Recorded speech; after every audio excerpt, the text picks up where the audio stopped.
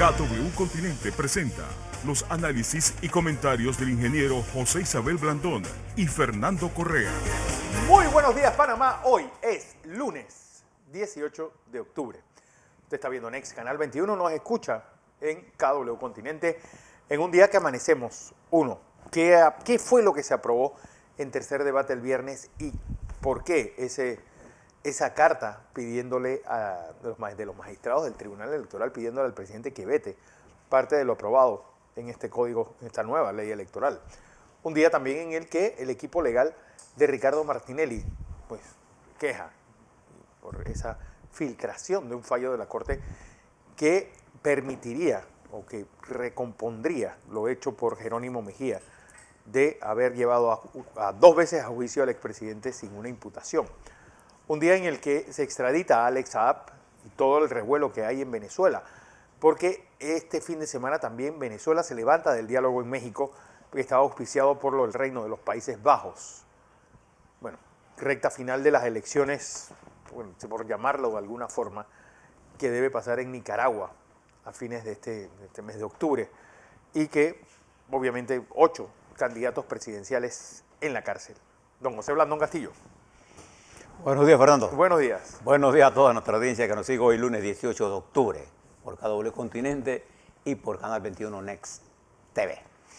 Muchas cosas que contarle, Fernando, a la gente en el mundo para que usted se informe, y particularmente aquí en Panamá. Aquí hay mucha gente, embajadores, misiones diplomáticas que nos siguen y que me reportan. Vamos a darle los hechos. Usted decide. La primera cosa que le quiero comentar es que maneje con cuidado. Eso es lo más importante. Amaneció lloviendo, ya ahora mismo está escampando, las calles están mojadas, el tráfico está pesado. Así que usted, con calma. Y buena letra. Y buena letra. Que ande despacio, que va deprisa. Hay muchos accidentes que son motivados, unos por el alcohol. ¿Se ha fijado que han aumentado los accidentes en la madrugada? Bien, esa es parte de la apertura. Quiero comenzar por hablarles de lo que está ocurriendo, como hoy es lunes, lo que está ocurriendo en el mundo con respecto al COVID, y después le tenemos las gráficas de lo que está pasando en Panamá. Y fíjese, Fernando, estimados televidentes, esto tienen por ahí a mano, las gráficas en el mundo nos indican hoy que estamos por encima de los 241 millones. Bueno, hoy amanecemos de positivos en el mundo con...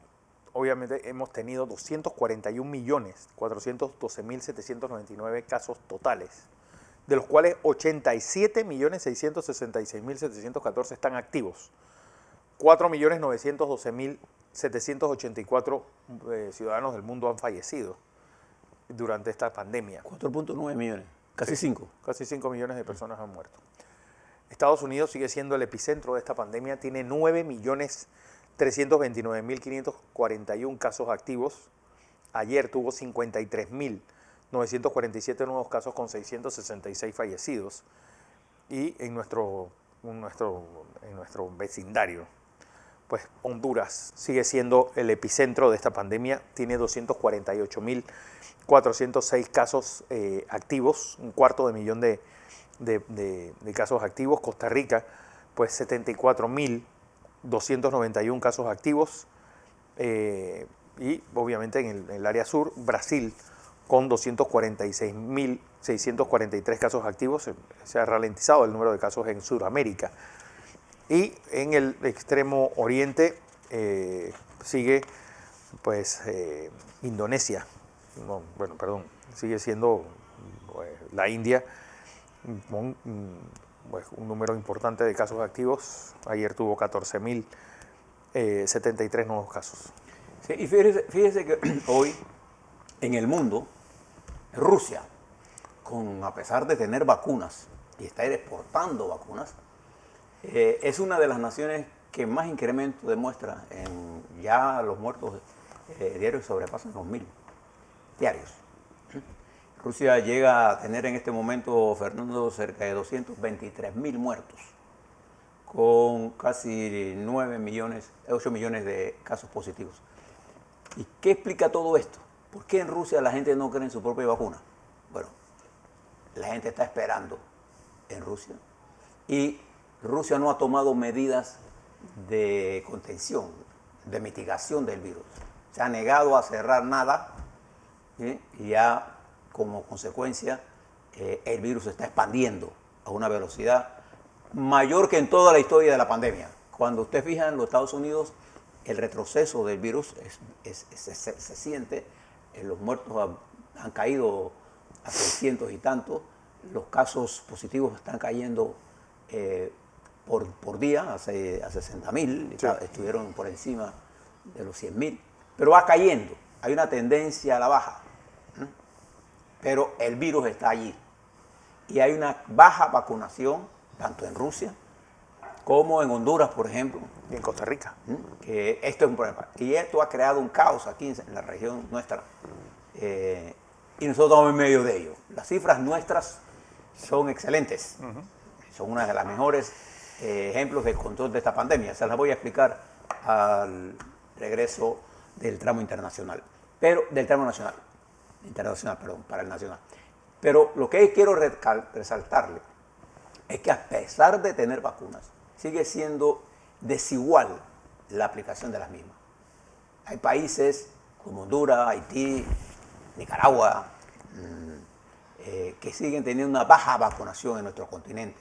En África hay países que apenas llegan al 1%, 3% de vacunación y sigue siendo la vacuna concentrada. Incluso la Organización Mundial de la Salud dice que es una medida de poca solidaridad dar la tercera vacuna cuando todavía hay millones de ciudadanos en el mundo que no están vacunados. Nosotros aquí en Panamá tenemos una buena rata de vacunación. Siéntase entre los privilegiados del mundo. Del mundo. Eso es lo que tiene que pensar. No, y también que tenemos dos vacunas que son de las mejores. Y además tenemos disponibles vacunas y contratos de vacunas para la segunda, para la segunda dosis y para la tercera dosis de refuerzo. Ahora le hablo sobre esto. El mundo internacional amanece hoy, como siempre, pero hoy lo encuentro más complejo. Voy a tomar un caso, el caso de Venezuela. En el caso de Venezuela, la reacción del gobierno de Venezuela frente a la extradición de Alex Saab, que pasó de ese país de islas que se llama Cabo Verde, a ser extraditado a los Estados Unidos. Ya se encuentra en los Estados Unidos. A la 1 de la tarde de hoy enfrentará a un juez Sullivan de la Florida, del distrito del sur de la Florida, donde se le van a leer los cargos que se le hacen, que son innumerables. Y las cifras por las que se le acusa de lavado son astronómicas. Hay gente que habla hasta de 1.500 millones de dólares. No es cualquier cosa.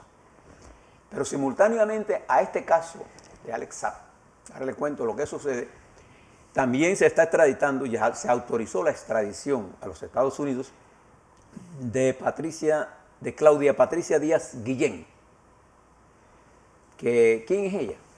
Ella, en la época del presidente Chávez, ella fungía de enfermera, pero se graduó de abogada y fue tesorera.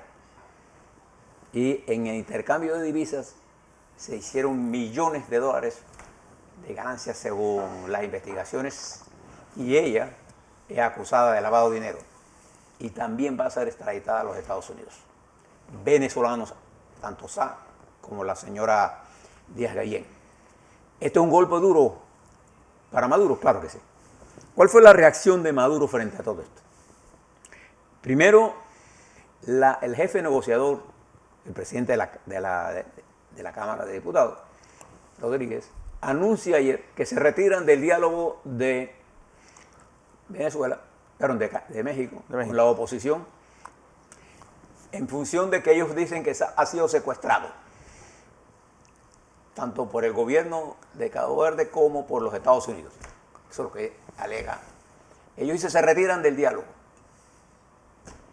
Y dos, detienen a 6 altos ejecutivos de Citgo en Venezuela que estaban bajo detención domiciliaria y los llevan a la cárcel. 6 de esos 5 tienen nacionalidad norteamericana. Mire el nivel de escalada.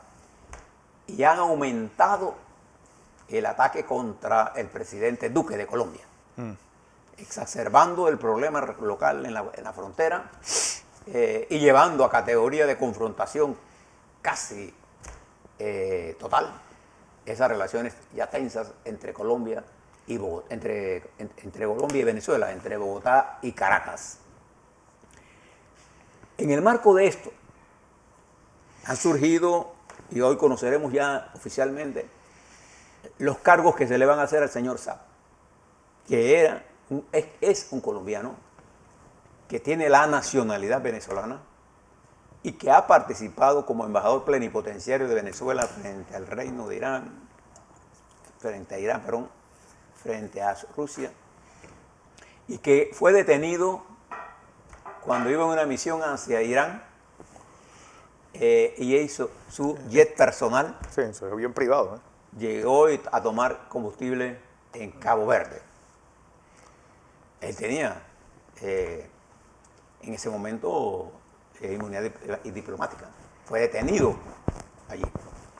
Y por varios meses estuvo hasta que se completó. La Corte Suprema de Cabo Verde autorizó la extradición y hoy ya se encuentra en los Estados Unidos.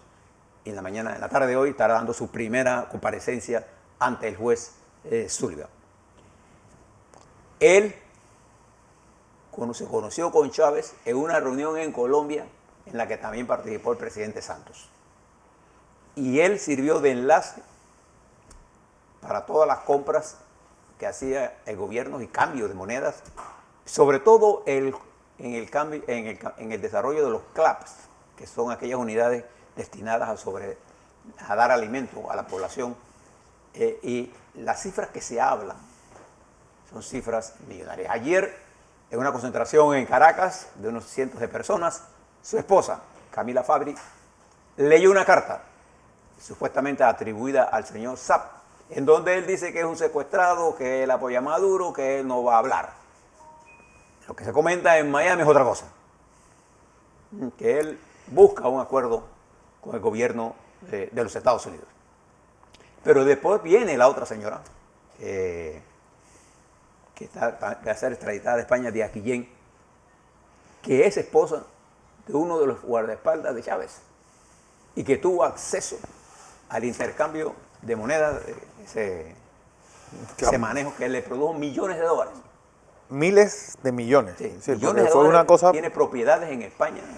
ya uno tener un jet privado que pueda hacer un vuelo desde Teherán a Caracas, ya roncan los timbales, como dicen los cubanos. Y entonces esto, claro, ha tensado las posiciones de Caracas, porque se trata no de cualquiera persona, son personas que podrían aportar cosas. Y esto ha hecho que el gobierno se movilice. Esto va a radicalizar al gobierno en las elecciones del 21 de noviembre.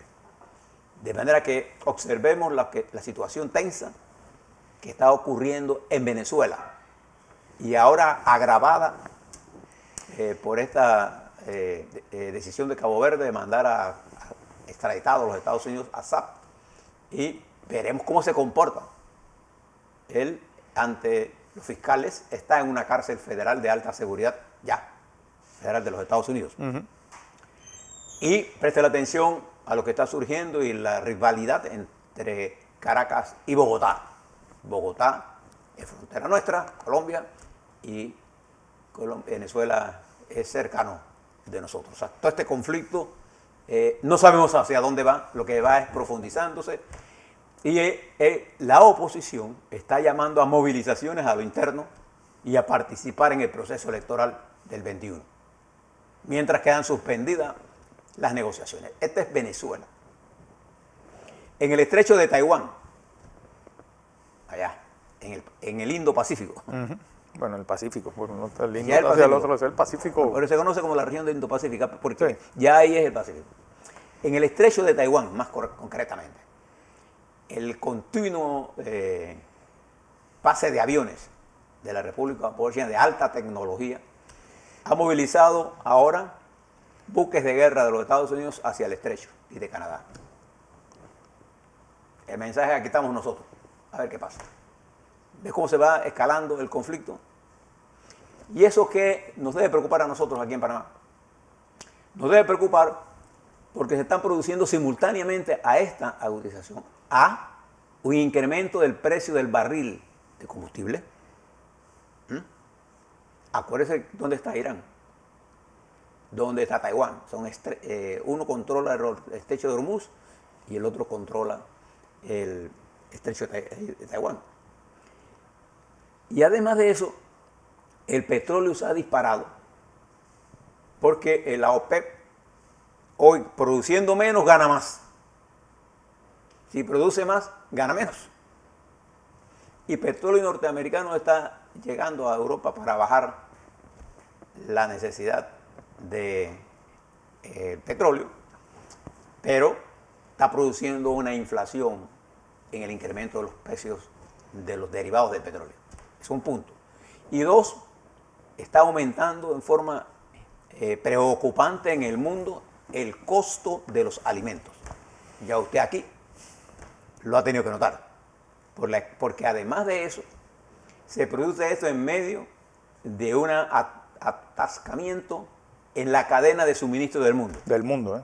Es más, de eso trata la revista The Economist esta semana y habla, es más, la foto es muy gráfica, una estantería con una sola latita, dice, desabastecidos. Y eso no es solamente en Caracas, esto es en Londres.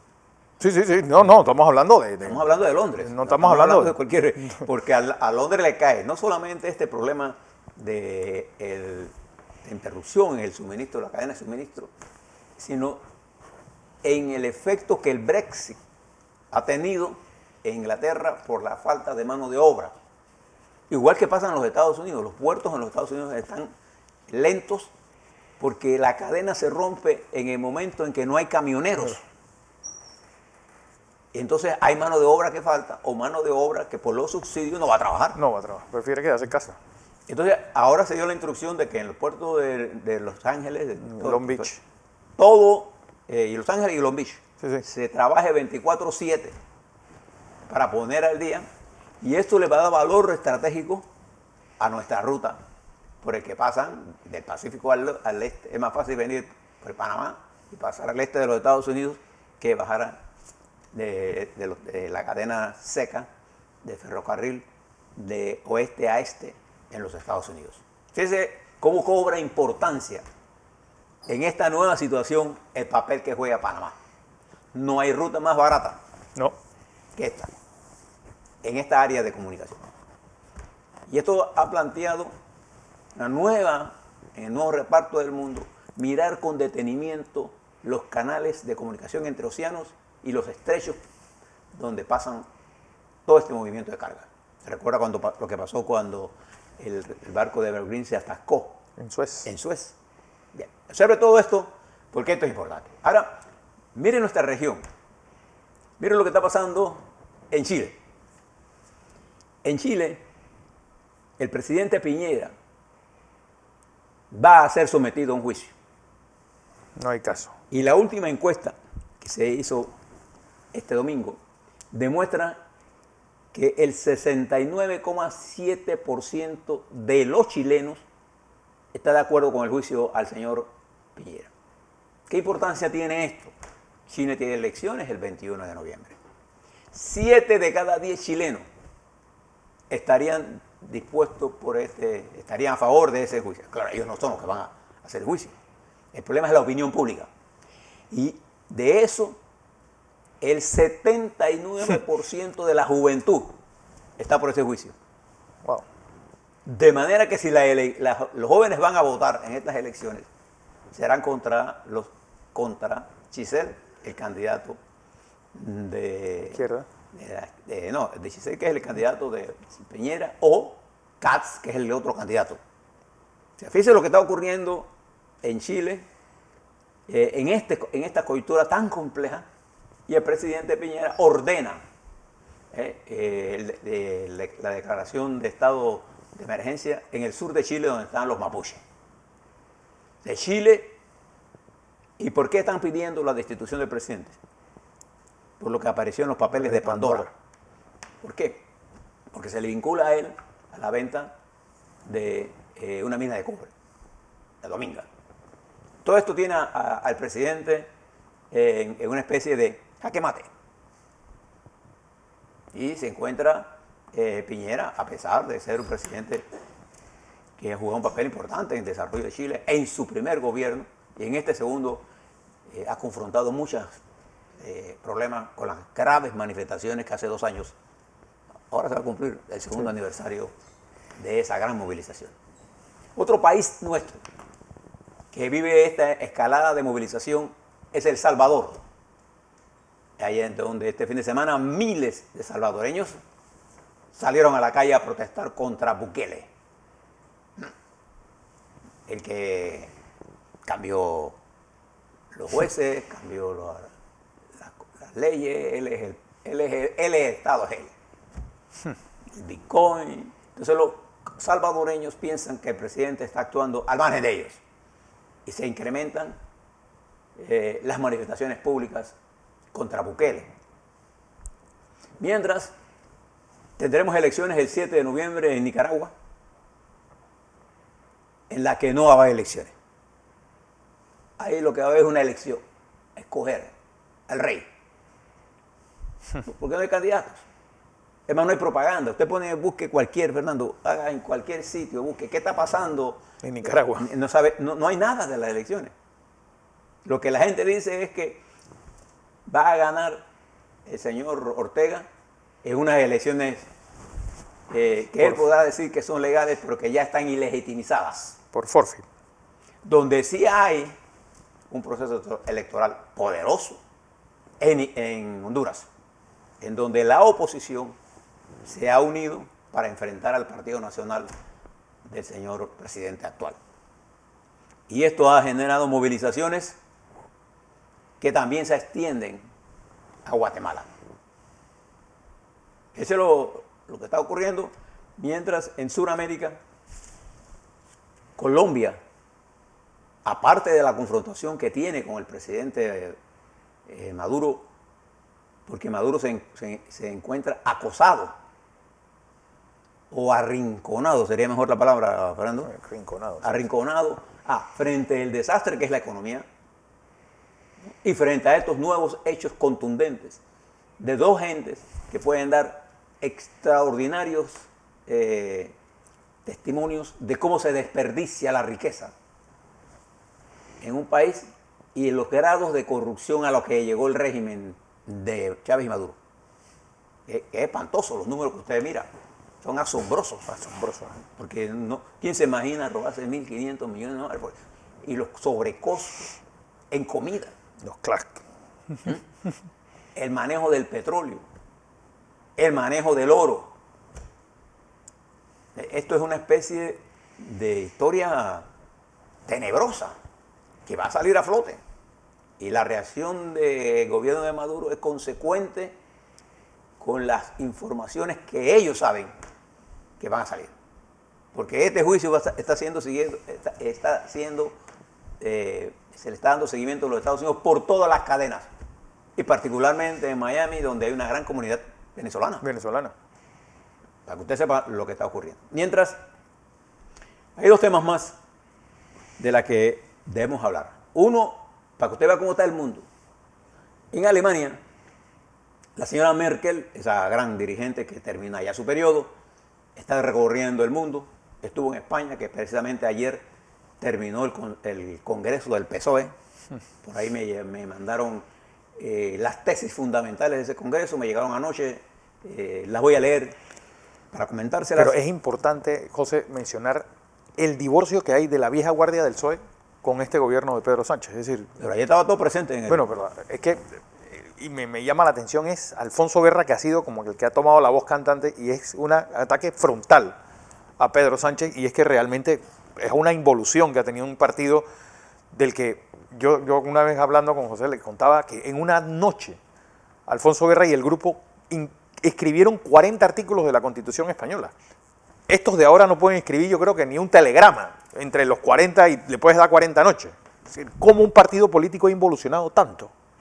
Como ha sido la clase política en general en España. Yo digo el retroceso de la dirección política de todos los partidos en España. Sí, la involución. Es extraordinario. España ha tenido a lo largo de su historia incluyendo con Franco, incluido el grupo de extraordinarios dirigentes.